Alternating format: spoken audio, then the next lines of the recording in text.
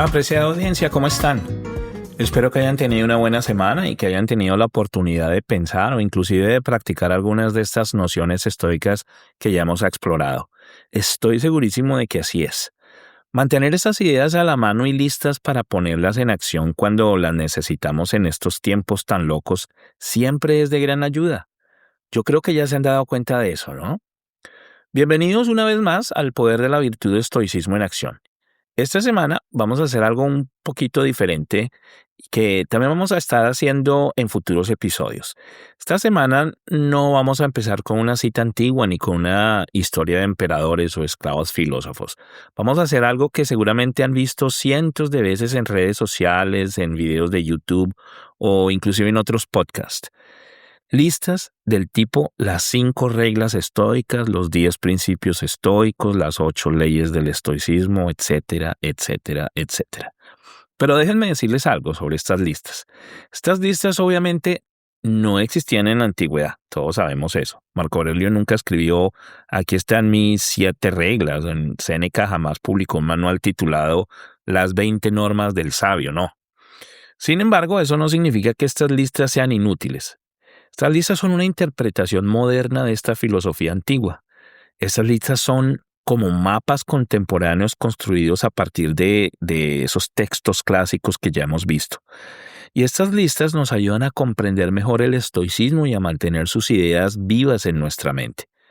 En mi opinión, estas listas cumplen una gran labor. A mí me gustan y yo las uso todo el tiempo.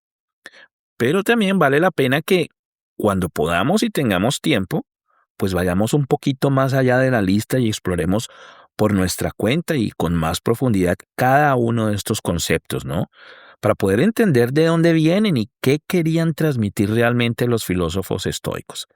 Porque el estoicismo, recuerden que cuando queremos que sea de verdad práctico, no se domina solamente con fórmulas rápidas. Cuanto más lo entendamos, mejor vamos a entender y vamos a estar preparados para aplicarlo cuando la vida así nos ponga a prueba. Una de las personas que más han contribuido, para que sepan, a esa transcripción del estoicismo al lenguaje moderno es un señor que se llama Ryan Holiday, a través de su trabajo con el Daily Stoic. Y también el movimiento que ya les he mencionado de divulgación estoica que se llama Modern Stoicism o estoicismo moderno. Ellos obviamente pues no se idearon estas nociones estoicas, pero lo que sí hacen es que ayudan a millones de personas a que hoy aprendan sobre lo que a Marco Aurelio, sobre lo que Epicteto y Séneca y pues todos los demás estoicos dejaron hace más de 2000 años. Y ellos lo hacen para que nosotros absorbamos esa información y ese material de una manera clara y moderna. Lo hacen pues a través de estas listas. Yo les recomiendo de verdad que visiten sus sitios de internet porque allí hay mucha información que complementa lo que discutimos en este podcast. Les voy a dejar los enlaces en la descripción de este episodio, ¿vale? Bueno, y hoy vamos a trabajar con una lista llamada Los 7 no estoicos, que es básicamente una destilación moderna de ideas clásicas, muchas que ya hemos visto. Pero mi deseo es darle a cada uno de estos puntos algo más de contexto para que absorbamos la información más claramente y para que no la veamos simplemente como un listado de mandamientos, sino que sean herramientas estoicas que podamos usar todos los días en nuestra vida. Veamos pues. El primero es, no te escuches quejándote, ni siquiera en silencio. Marco Aurelio lo dijo y escribió que muchas de nuestras miserias no provienen de lo que nos sucede, sino de lo que nos decimos sobre lo que nos sucede. Y es que a veces no solo nos quejamos en voz alta, ¿no? Sino que lo hacemos repitiéndonos mentalmente, esto no es justo, esto no debería pasarme, yo merecía algo mejor. Pero resulta que cuando nos quejamos, incluso internamente, estamos reclamándole al universo porque no cumple con nuestras expectativas. Y eso desde una perspectiva estoica es muy arrogante porque primero que todo el universo no tiene ni idea quiénes somos nosotros. Y segundo, el universo no nos debe nada.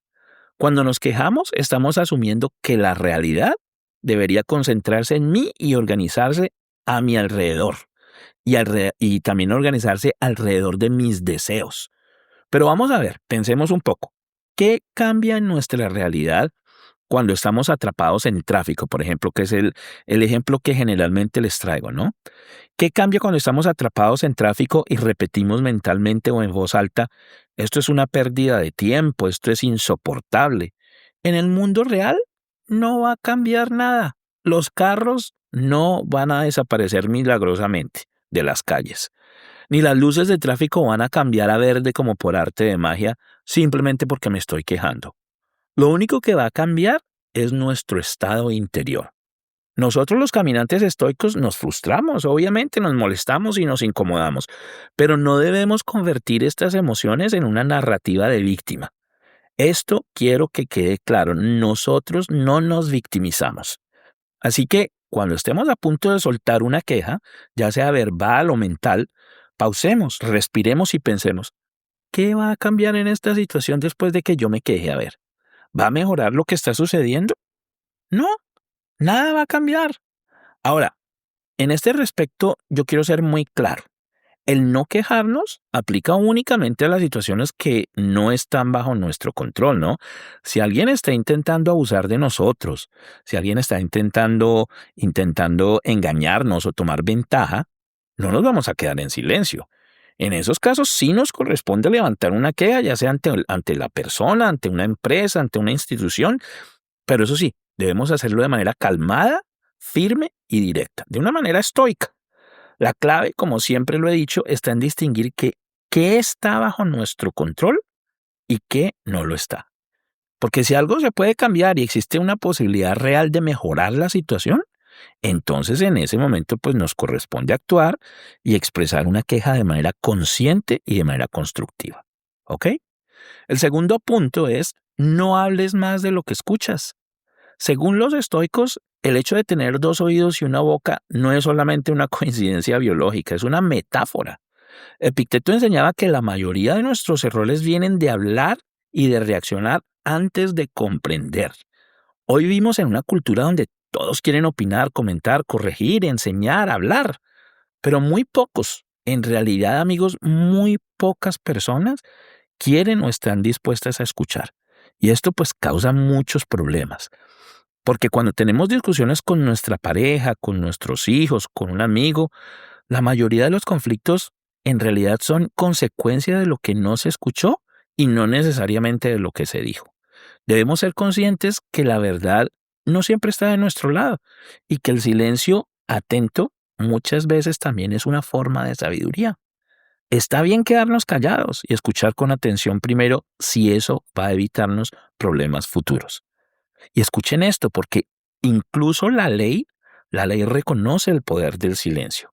En Estados Unidos, por ejemplo, los derechos Miranda y principios similares, me imagino yo en muchos otros países, establecen que toda persona tiene el derecho absoluto a permanecer en silencio cuando es detenida, precisamente porque saben que hablar de más puede meternos en serios problemas. A veces, la forma más sabia de protegernos no es ofrecer explicaciones ni justificaciones, sino es simplemente callar y escuchar. ¿Ok? El tercer punto es, no ates tu identidad a lo que posees. En este punto estamos repasando un par de temas que ya hemos explorado, ¿cierto? Primero, el hecho de que el dinero y nuestras posesiones materiales no dependen de nosotros. Y segundo, que estas cosas materiales y estas posiciones sociales, estas comodidades, hacen solamente parte de las preferencias indiferentes que ya estudiamos. Aunque son deseables y las preferimos, no son necesarias para ser felices y no determinan nuestro valor como personas. Resulta que cuando construimos nuestra identidad sobre lo que poseemos, estamos construyendo nuestro carácter sobre un castillo de naipes, amigos, sobre algo que puede ser arrebatado en cualquier momento. Hoy somos alguien porque tenemos un cargo, una empresa, una imagen, dinero. Pero mañana, ¿qué? Mañana todo eso puede desaparecer. El estoico, ya se los he dicho, no desprecia lo que tiene, pero no se define por lo que tiene. No se define por eso. Disfrutemos de lo que la vida nos presta, pero seamos conscientes que es solo eso, un préstamo. Esa distancia interior con nuestras posesiones materiales y con nuestras posiciones sociales es lo que nos hace libres. Recuerden que debemos estar dispuestos a perder lo que tenemos sin resentimiento y sin miedo, porque con o sin esas posiciones y esas posesiones, seremos los mismos. El cuarto punto es no te compares con los demás. La comparación, amigos, es el robo silencioso de la paz. Y Marco Aurelio lo decía en sus meditaciones 7.54. Allí él escribió: no te perturbes imaginando toda tu vida diferente. Limítate al presente y a lo que la naturaleza te ha asignado. Qué sabio, ¿no? Y el superestoico Epicteto también lo dijo como era él, de una manera directa en su Enquiridón. Él dijo: recuerda que eres un actor en una obra. Tú no eliges el papel, solo eliges cómo lo vas a interpretar. Así que cuando nos comparamos, lo que estamos haciendo es tomando una pequeña parte de la vida de otra persona y enfrentándola con una pequeña parte de nuestra vida. Y luego emitimos un juicio total, un resultado que muchas veces es errado. Y hoy podemos ver, por ejemplo, que las redes sociales se han convertido esto en una epidemia, ¿no? Vemos cuerpos bonitos, viajes lujosos, logros que parecen imposibles y nuestra mente ahí comienza a susurrar: yo estoy atrasado, yo no soy lo suficiente, yo tengo o me veo forzado a obtener esas cosas que estoy viendo en las redes sociales o a ser como esas personas. Pero ahí es cuando debemos recordar lo más básico. Ahí es cuando nos debemos ir a lo más simple. El estoicismo no mide nuestra vida en términos de estatus, sino en términos de virtud y de carácter. La única comparación, y eso es muy importante, la única comparación válida para el estoico es con nosotros mismos. ¿Estoy siendo más justo que ayer? ¿Estoy siendo más moderado y más valiente? Estas son las únicas comparaciones legítimas para nosotros. El quinto punto es: no sufras por problemas que aún no existen. Séneca escribió sobre este punto que sufrimos más en nuestra imaginación que en nuestra realidad. Pero quiero aclarar algo importante sobre este tema. Al decir no sufras por problemas que aún no existen, algunos pueden pensar que estamos contradiciendo esa idea estoica del premeditatio malorum o premeditación de los males que ya hemos estudiado en episodios anteriores, ¿no? Pero la diferencia, como ya lo he mencionado, está en la intención con la que pensamos en lo que podría ser desfavorable. La premeditación de los males, o conocida en latín como premeditatio malorum, es un ejercicio estoico consciente y racional. Un ejercicio que nos ayuda a visualizar todas las posibilidades reales y naturales, importante esto, naturales, que una situación nos puede presentar. Premeditario malorum es una práctica que nos incita a preguntarnos con serenidad: si esto o aquello ocurriera, ¿cómo respondería con virtud? El propósito de la práctica del premeditario malorum no es generar miedo, sino generar preparación y eliminar el factor sorpresa. En cambio, sufrir por adelantado es dejar que la imaginación nos domine por completo. Es vivir emocionalmente una desgracia que todavía no ha ocurrido y que quizás nunca ocurra, quizás nunca vaya a pasar. Uno se basa en la naturaleza y nos ofrece claridad. El premeditario malorum, ¿no? Nos ofrece preparación deliberada y fortaleza mental. Mientras que el otro, esta situación de estarnos imaginando cosas que posiblemente no vayan a ocurrir, se basa en la fantasía y nos causa ansiedad y preocupación innecesaria. Así que este punto no nos presenta una disonancia cognitiva como muchos podrían pensar. La semana pasada inclusive escuché en un programa de televisión que estaba viendo que más del 70% de las cosas malas que nos imaginamos que van a ocurrirnos nunca ocurren. Más del 70%. La ansiedad, amigos, es una máquina de fabricar tragedias hipotéticas. Nos imaginamos enfermedades, fracasos, pérdidas, y nuestro cuerpo reacciona como si ya estuvieran ocurriendo, ¿no? El estoico, recuerden, no niega que estas cosas en realidad puedan ocurrir, simplemente se niega a vivirlas dos veces. Cuando llegue el dolor, si es que llega, pues lo enfrentamos, pero hoy solo tenemos este momento. Así que sufrir ahora por algo que quizá nunca ocurra es desperdiciar el presente y nuestra vida. El sexto punto es: no juzgues a los demás. Ya lo hemos visto. Seamos tolerantes con los demás y exigentes con nosotros mismos. Marco Aurelio repetía una y otra vez que cuando alguien actúa mal, lo hace desde la ignorancia de lo que es bueno. Juzgar a otros es una forma de sentirnos superiores. En cambio, entender a los demás, así pues estén actuando mal o así no estemos de acuerdo con ellos, es una forma de sabiduría estoica. Pero esto de nuevo no significa probarlo todo. No podemos de ninguna manera permitir que nos pasen por encima y que nos pisoteen simplemente porque desconocen cómo actuar virtuosamente. Pero al mismo tiempo, pues no debemos convertirnos en jueces de la condición ajena. Nuestra verdadera tarea es vigilar nuestro propio carácter, porque esa es la única jurisdicción que realmente nos pertenece. Eso hay que tomarlo muy en cuenta. Y el séptimo y último no es pues no caigas en el exceso. Debemos tener presente que la moderación no es privación, la moderación es armonía. Y los estoicos sabían esto muy bien, porque este no es más que un recordatorio de uno de esos 4 pilares que sostienen al estoicismo. ¿Recuerdan? La templanza o moderación que estudiamos hace varios episodios ya. Y hemos visto que los estoicos no predicaban una vida de sufrimiento. Esa no era la intención. Predicaban una vida de equilibrio. El exceso de comida, de placer, de trabajo, de redes sociales, de distracción, crea una dependencia que es a veces incontrolable. Y donde hay dependencia, hay desequilibrio y no hay libertad. Así que, ¿qué más les puedo decir, amigos? Practicar la moderación es simplemente elegir conscientemente lo que es suficiente.